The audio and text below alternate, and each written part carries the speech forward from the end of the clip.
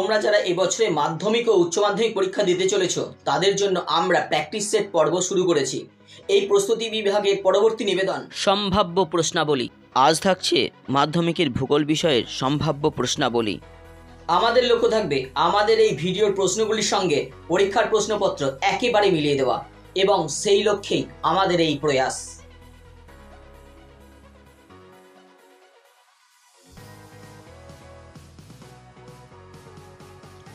নম্বর বিভাজনের তালিকাটি একটু দেখে নাও, কোন বিভাগ থেকে কয়টি প্রশ্ন লিখতে হয়। মাত্র কয়েকটি প্রশ্ন তোমাদের সামনে এবছরের জন্য তুলে ধরা হলো। প্রথম অধ্যায় থেকে দেখো 3 নম্বরের জন্য যেগুলো দেখে যাবে। প্রথম প্রশ্ন, জলপ্রপাত সৃষ্টির কারণগুলি লেখো। পরের প্রশ্ন, জলপ্রপাত ক্রমশ উৎসের দিকে সরে যায় কেন। 3 নম্বরে রয়েছে অশ্বক্ষাকৃতি হ্রদ বদ্বীপ অঞ্চলে দেখা যায় কেন। প্রশ্ন 4, সব নদীতে বদ্বীপ গড়ে ওঠে না কেন। পরের প্রশ্ন, ঝুলন্ত উপত্যকার নিচে জলপ্রপাত সৃষ্টি হয় কেন। প্রশ্ন 6, নদীর মোহনায় বদ্বীপ গড়ে ওঠে কেন। তারপরে দেখো টিকা আকারে দেখে যাবে অশ্বক্ষাকৃতি হ্রদ। পরের প্রশ্ন, নদীর বহন কার্যে 3টি প্রক্রিয়া উল্লেখ করো। তারপর দেখো উষ্ণমরু অঞ্চলে বায়ুর কাজের প্রাধান্য দেখা যায় কেন। পার্থক্য আকারে যেগুলো দেখে যাবে, প্রথমেই রয়েছে শাখা নদী ও উপনদী, রসেমতানে ও ড্রামলিন, নদী উপত্যকা ও হিমবাহ উপত্যকা, ইয়ারদাং ও জিউগেন, অবরোহণ ও আরোহণ, গিরিখাত ও ক্যানিয়ন, প্রপাতকূপ ও মন্থকূপ। এই অধ্যায় থেকে 5 নম্বরের প্রশ্নগুলি একটু দেখে নাও। প্রথম প্রশ্ন, মধ্যগতিতে নদীর ক্ষয়কার্য ও সঞ্চয় কার্যের ফলে সৃষ্ট ভূমিরূপ চিত্রসহ বর্ণনা করো। পরের প্রশ্ন, হিমবাহের ক্ষয়কার্য অথবা সঞ্চয় কার্যের ফলে সৃষ্ট ভূমিরূপগুলির চিত্রসহ বর্ণনা। পরের প্রশ্ন, হিমবাহ ও জলধারার মিলিত সঞ্চয় কার্যের ফলে সৃষ্ট ভূমিরূপগুলির চিত্রসহ বর্ণনা করো। এবার বায়ুমণ্ডল থেকে 3 নম্বরের প্রশ্নগুলি দেখো। প্রথম প্রশ্ন, ওজোন স্তর বিনাশের কারণগুলি লেখো। তারপরে রয়েছে মেঘাচ্ছন্ন রাত্রি মেঘমুক্ত রাত্রির চেয়ে উষ্ণ হয় কেন। পরের প্রশ্ন, বায়ুমণ্ডল উত্তপ্ত হওয়ার পদ্ধতিগুলি লেখো। তারপরে রয়েছে মৌসুমি বায়ুর সঙ্গে জেট বায়ুর সম্পর্ক কী সেটা বর্ণনা করো। প্রশ্ন 5, নিরক্ষীয় অঞ্চলে প্রধানত বিকেলের দিকে পরিচলন বৃষ্টিপাতের কারণ কী। তারপরে রয়েছে ট্রোপোস্ফিয়ারে উচ্চতা বৃদ্ধির সঙ্গে সঙ্গে উষ্ণতা হ্রাস পায় কেন। পার্থক্য আকারে দেখবে সমুদ্র বায়ুর সঙ্গে স্থলবায়ুর পার্থক্য। এই অধ্যায় থেকে 5 নম্বরের প্রশ্নগুলি রয়েছে। প্রথম প্রশ্ন, বায়ুর চাপের তারতম্যের কারণগুলি আলোচনা করো। প্রশ্ন 2, পৃথিবীর নিয়ত বায়ুপ্রবাহগুলির উৎপত্তি ও গতিপথ চিত্রসহ ব্যাখ্যা করো। প্রশ্ন 3, ক্রান্তীয় মৌসুমী জলবায়ু অঞ্চলের প্রধান বৈশিষ্ট্যগুলি আলোচনা করো। প্রশ্ন 4, বায়ুমণ্ডলের উষ্ণতার তারতম্যের কারণগুলি আলোচনা করো। পরের প্রশ্ন, শৈলক্ষে বৃষ্টিপাত কিভাবে হয় তা চিত্রসহ বর্ণনা করো। প্রশ্ন 6, নিরক্ষীয় নিম্নচাপ বলয় ও মেরুদেশীয় উচ্চচাপ বলয় সৃষ্টির কারণগুলি ব্যাখ্যা করো। পরের প্রশ্ন, বায়ুমণ্ডলের ট্রোপোস্ফিয়ার ও স্ট্র্যাটোস্ফিয়ার স্তরগুলি আলোচনা করো। এটা বৈশিষ্ট্য আকারে লিখবে। এবার বায়ুমণ্ডল থেকে দেখে নাও 3 নম্বরের প্রশ্নগুলি কি কি রয়েছে। প্রথম প্রশ্ন, নিউ ফাউন্ডল্যান্ডের কাছে পৃথিবীর বৃহত্তম মগ্নচড়া সৃষ্টি হয়েছে কেন। পরের প্রশ্ন, নিউ ফাউন্ডল্যান্ড উপকূলে বাণিজ্যিক মৎস্য আরোহণ ক্ষেত্র গড়ে উঠেছে কেন।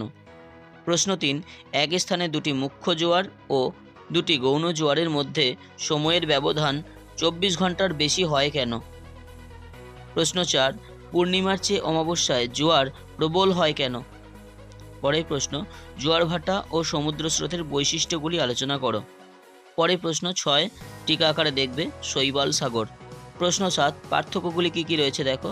সমুদ্র স্রোত ও সমুদ্র তরঙ্গ, মুখ্য জোয়ার ও গৌণ জোয়ার, হিমপ্রাচীর ও হিমরেখা। এই অধ্যায় থেকে 5 নম্বরের প্রশ্নগুলি একটু দেখে নাও। জোয়ার ভাটার সৃষ্টির কারণগুলি লেখো, এবছরের জন্য খুব গুরুত্বপূর্ণ। পরের প্রশ্ন রয়েছে পৃথিবীর জলবায়ুর উপর সমুদ্র স্রোতের প্রভাবগুলি আলোচনা করো। পরের প্রশ্ন, সমুদ্র স্রোত সৃষ্টির কারণগুলি ব্যাখ্যা করো। পরের অধ্যায় বর্জ্য ব্যবস্থাপনা। এই অধ্যায় থেকে কোনো 5 নম্বরের প্রশ্ন আসে না, শুধু 3 নম্বরের জন্য প্রশ্নের উত্তর লিখতে হবে তোমাদের। প্রথম প্রশ্ন, বর্জ্যের শ্রেণীবিভাগ উল্লেখ করো।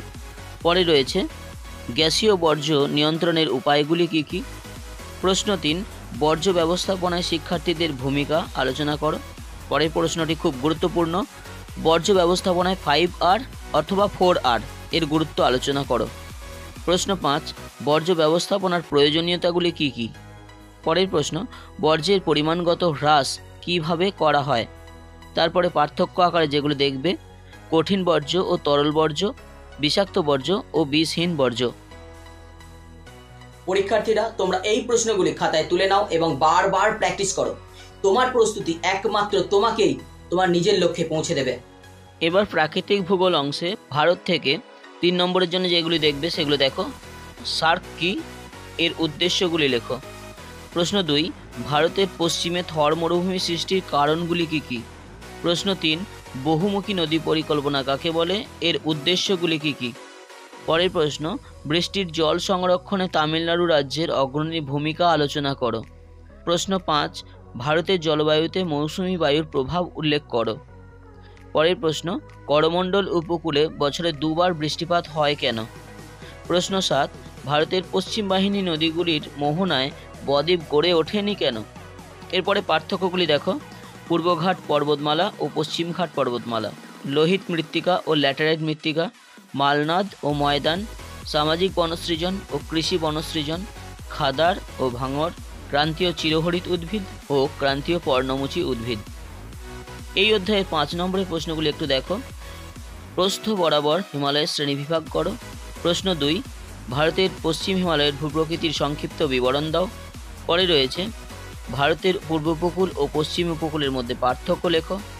প্রশ্ন 4, ভারতের জলবায়ুর নিয়ন্ত্রণের প্রধান কারণগুলি আলোচনা করো। প্রশ্ন 5, ভারতের জলবায়ুর প্রধান বৈশিষ্ট্যগুলি সংক্ষেপে বর্ণনা করো। তারপরেরটা রয়েছে ভারতের পলি মৃত্তিকা ও কৃষ্ণ মৃত্তিকার বৈশিষ্ট্যগুলি সংক্ষেপে আলোচনা করো। ভারতের অর্থনৈতিক পরিবেশ থেকে যে সমস্ত 3 নম্বরের প্রশ্নগুলি দেখে নাও। প্রথম প্রশ্ন, পাঞ্জাব ও হরিয়ানা রাজ্যে কৃষির উন্নতির কারণগুলি সংক্ষেপে লেখো। প্রশ্ন 2, ভারতের সবুজ বিপ্লবের প্রভাব ও গুরুত্ব আলোচনা করো। পরের প্রশ্ন, গাঙ্গেয় সমভূমি অঞ্চল জনঘনত্বপূর্ণ কেন? পরের প্রশ্ন, ভারতের শিল্প গড়ে ওঠার ক্ষেত্রে কাঁচামালের প্রভাবগুলি উদাহরণসহ ব্যাখ্যা করো। পরের প্রশ্ন, ভারতে লৌহ ইস্পাত শিল্প অথবা কার্পাস বয়ন শিল্পের সমস্যাগুলি আলোচনা করো। পরের প্রশ্ন, পশ্চিম ভারত পেট্রোরসায়ন শিল্পে উন্নত কেন? পরের প্রশ্ন, আধুনিক যোগাযোগ ব্যবস্থা বলতে কী বোঝো? তারপরে রয়েছে ভারতের নগরায়নের প্রধান 3টি সমস্যার কথা উল্লেখ করো। তারপরে পার্থক্যগুলি দেখো। খাদ্য ফসল ও বাগিচা ফসল, রবি ফসল ও খারিফ ফসল, জনসংখ্যা ও জনঘনত্ব, পরিবহন ব্যবস্থা ও যোগাযোগ ব্যবস্থা, জলপথ ও রেলপথ। এরপরে 5 নম্বরের প্রশ্নগুলি একটু দেখে নাও। ভারতের পশ্চিমাঞ্চলে পেট্রোরসায়ন শিল্পের কেন্দ্রীয় ভবনের কারণগুলি ব্যাখ্যা করো, খুব গুরুত্বপূর্ণ। প্রশ্ন 2, ভারতের পূর্ব ও মধ্য ভারতে লৌহ ইস্পাত শিল্পের কেন্দ্রীয় ভবনের কারণগুলি আলোচনা করো। পরের প্রশ্ন, ভারতের ধান, গম, চা আর কফি চাষের অনুকূল পরিবেশ, ভালো করে যেও। প্রশ্ন 4, ভারতের নগর গড়ে ওঠার ক্ষেত্রে প্রধান কারণগুলি ব্যাখ্যা করো। পরের প্রশ্ন, ভারতের জনসংখ্যার অসম বন্টনের কারণগুলি ব্যাখ্যা করো। সপ্তম অধ্যায় থেকে কোনো 5 নম্বরের প্রশ্নের উত্তর লিখতে হয় না, শুধু 3 নম্বরের জন্য দেখো। প্রথম প্রশ্ন, উপগ্রহ চিত্রের সুবিধা ও অসুবিধাগুলি লেখো। প্রশ্ন 2, উপগ্রহ চিত্রের 3টি বৈশিষ্ট্য ও 3টি ব্যবহার উল্লেখ করো। পরের প্রশ্ন, ভূবৈচিত্র্যসূচক মানচিত্রের 3টি ব্যবহার উল্লেখ করো। পরের প্রশ্ন, দূর সংবেদন ব্যবস্থার সুবিধা ও অসুবিধাগুলি লেখো। পরের প্রশ্ন, ভূসমলয় উপগ্রহ ও সূর্য সমলয় উপগ্রহের মধ্যে পার্থক্য, এটি ঘুরিয়েও আসতে পারে। জিও স্টেশনারি উপগ্রহ ও সান সিনক্রোনাস উপগ্রহের মধ্যে পার্থক্য লেখো। মাধ্যমিক পরীক্ষার্থীদের জন্য রইল অনেক অনেক শুভেচ্ছা। তোমরা খুব ভালো করে পরীক্ষা দাও এবং সাফল্য অর্জন করো।